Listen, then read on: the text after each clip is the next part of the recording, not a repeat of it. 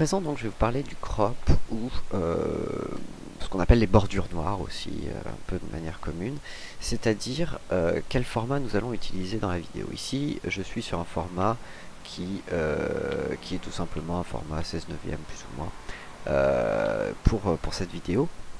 Néanmoins, je peux réduire la taille de mon format, c'est-à-dire tout simplement enlever de la matière à ma vidéo.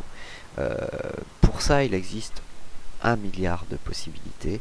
Je vais vous montrer une possibilité que j'aime bien, qui n'est pas du tout la meilleure ou la moins bonne. C'est tout simplement quelque chose que je trouve pratique, qui ne demande pas non plus énormément de travail. Il faut savoir que dans le cinéma, dans la télé, etc., il existe donc différents formats. Vous en avez sûrement entendu parler, du 4/3, 16/9, 16/10. On a des formats beaucoup plus compliqués comme le 2.35 ou des choses comme ça, qui sont des formats qui sont adaptés à plutôt telle esthétique, ou plutôt adapté au cinéma, plutôt adapté à la télé, etc. On va plutôt adapter au reportage. En fonction de ce que vous voulez faire, en tout cas de l'esthétisme que vous voulez donner, quelque chose de plus cinématographique, plus télévisuel, plus reportage, etc., on va devoir cropper cette vidéo, c'est-à-dire de définir un format, une taille en haut et en bas maximum. Alors pour ça, c'est très simple. Moi, ce que je fais, c'est que je fais tout dans Photoshop. Pour rappel, une vidéo, si je vais ici dans les propriétés d'une vidéo, je vous rappelle qu'on est dans un format de 1920 par 1080. Alors, je vais aller sur Photoshop, je vais créer un nouveau format, un nouveau fichier. Ce fichier va être de 1920 par 1080, toujours en résolution 72 parce que je suis sur de l'écran. Je vais cliquer sur OK, il va me créer donc un fichier totalement vierge, totalement vide, avec un arrière-plan que je vais supprimer après avoir créé un nouveau calque d'abord. Donc je crée un nouveau calque, supprimer l'arrière-plan, et je vais créer deux bandes noires. Alors, soit vous voulez vous prendre la tête et donc définir vraiment un format très précis, par exemple le 2.35, etc., donc il va falloir faire le calcul tout simplement pour savoir à combien je dois supprimer en haut et en bas pour avoir le bon format, tel ou tel format. Moi, ce que je vous propose, c'est quelque chose d'un petit peu plus aléatoire, quelque chose qui va se faire un petit peu plus au feeling. Alors c'est là où je vais me faire vraiment taper sur les doigts, mais c'est pas grave, je vous montre un petit peu l'idée.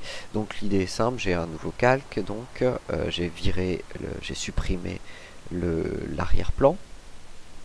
Je vais tout simplement faire une sélection carrée, rectangulaire, tout à fait en haut. Cette section rectangulaire, je vais la remplir de noir. Donc je vous rappelle, pour remplir de noir, c'est déjà je réinitialise mes couleurs noir et blanc, je passe ma couleur noire derrière en arrière-plan, je fais CTRL plus la touche back étant la touche retour arrière si vous préférez, et je vais obtenir donc ma première bande noire en haut. Ensuite, très simple, je déplace ma sélection en bas. Normalement, les bords de mon image sont magnétisés, donc hop, je vais sans aucun problème pouvoir placer très précisément à la même position en bas, et je refais CTRL back pour avoir mes deux bandes noires. Ici j'ai deux bandes noires, il me suffit plus que d'enregistrer. Je l'enregistre directement pour le web en format PNG 24 et en cochant bien ici transparence. Je vais enregistrer ce fichier. Hop.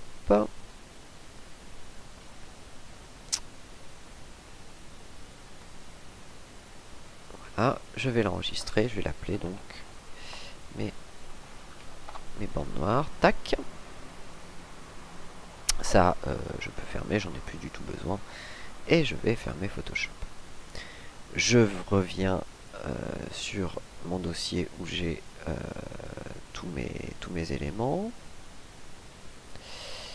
Voilà, je sélectionne mes bandes noires, les amène dans mon chutier. J'obtiens mes bandes noires ici.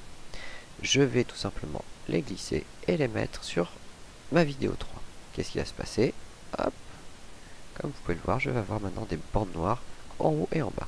Ces bandes noires, bien entendu, hop, je vais les agrandir très fort pour obtenir donc des bandes noires sur l'intégralité de ma vidéo. Vous voyez, l'esthétisme a totalement changé juste avec cette idée de recadrer les éléments. Alors, ce qu'il faut savoir dans la réalité, c'est que ça, c'est quelque chose qui fait office de. Ces formats-là, qui sont des formats un petit peu bâtards, normalement se donnaient par l'utilisation et l'obligation de recadrer la vidéo, de compresser la vidéo, par l'utilisation d'objectifs qu'on dit anamorphiques, c'est-à-dire qu'ils déformaient l'image d'une certaine manière pour avoir au niveau des reflets. Alors j'ai aucun reflet dans mes vidéos, donc je vais pas pouvoir vous montrer ce qu'on appelle un lens flare. Au niveau des vidéos, l'optique en fait, quand la lumière vient taper, le soleil ou une lumière quelconque vient taper sur l'objectif, vous allez avoir des reflets qui vont se créer sur votre objectif. Par défaut, en temps normal, les reflets sont ronds. Et dans le cinéma, on utilisait donc des objectifs anamorphiques qui permettaient tout simplement d'avoir des reflets, cette fois non pas ronds, mais en traits, avec des traits.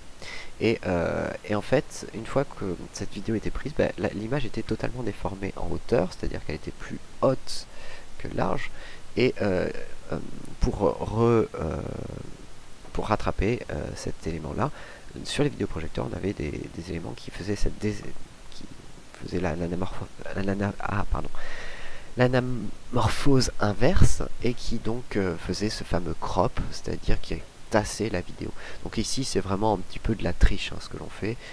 Les puristes, les gens qui sont vraiment les gens qui travaillent pour le cinéma, etc., bien entendu trouvent cette utilisation de bande noire pas forcément intéressante. Moi je trouve qu'elle l'est malgré tout.